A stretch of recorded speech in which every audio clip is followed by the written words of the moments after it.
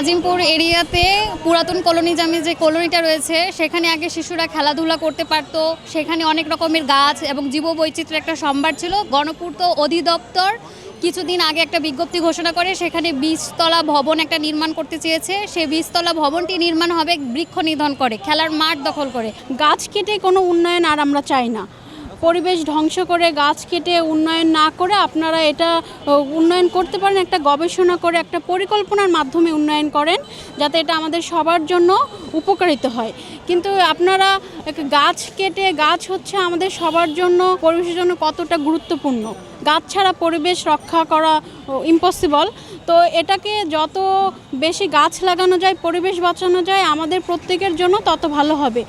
গাছকে নিধন করে কোনো উন্নয়ন না করে আপনারা এটা একটা পরিকল্পনা করে সেই উন্নয়নটা করেন যাতে জনগণ উপকৃত হয়, আপনার উপকৃত হয়। দেশের যে টাকা বাজেট খরচ করছেন সেটা একটা ভালো জায়গায় কাজে লাগে সেই বাজেটটা।